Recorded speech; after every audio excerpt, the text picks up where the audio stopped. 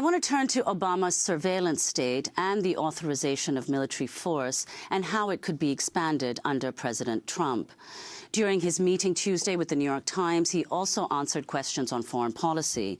When asked about his position on torture, Trump referenced a meeting he had with retired Marine Corps General James Mattis, considered a top pick for Trump's Secretary of Defense. Trump stated, quote, "General Mattis is a strong, highly dignified man. I met with him at length and I asked him that question. I said, 'What do you think of waterboarding?' He said, I was surprised, he said, 'I've never found it to be useful.' He said, 'I've always found, give me a pack of cigarettes and a couple of beers, and I can do better with that than I do with torture.' And Trump says, 'I was very impressed by that answer.'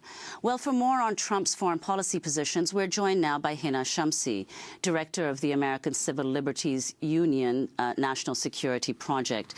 So, Hina Shamsi, can you tell us some of your concerns about what a Trump presidency will mean for questions having to do, for instance, with this proposed plan for a Muslim registry, although he's gone back and forth on that, and it's very unclear what precisely he means by it now, and what the origins in particular of this Muslim registry system are, when the system was first put in place, and what you think is the likelihood that Trump will be able to implement it. Of course, so much to discuss here, Nermeen, and thank you for having me again.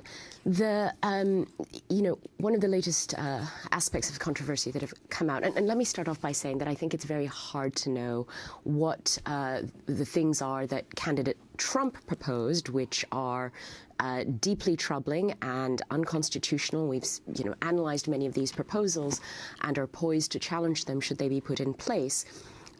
But let's take this registry. And what it is what you referred to earlier in the segment as the NSEERS program.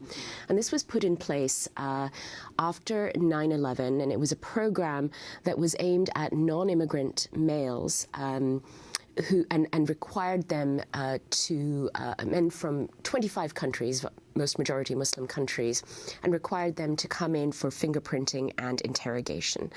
It resulted in devastation. Approximately 13,000 people were slated for deportation. Families were torn apart. Small businesses were deeply negatively impacted. The impacts continue in communities today. Now, the program was discontinued in April 2011. It never, notably, resulted in any kind of criminal prosecution for terrorism, for example. And the Department of Homeland Security discontinued it and said that they were going to focus instead on targeting actual wrongdoing instead of these kinds of registrations and sweeps. Now, recently, it appears that this program is again under consideration. This is one of the things that candidate Trump talked about, that his advisors have talked about. And despite the fact that the program was stopped, there is a concern, a deep concern, one that is roiling minority communities around the country, that it could be reinstated. And so there is one very important thing that the Obama administration can do, and the ACLU, over 200 organizations, colleagues around the country have asked for this, which is dismantle the regulatory framework that still exists for NSEERS and is still in place, and make clear that it served little to no purpose, so that this program will be harder to reinstate again if the new administration is hell-bent on doing it. Well, I want to thank you very much for joining us, Hina Shamsi, director of the American Civil Liberties Union's National Security Project. When we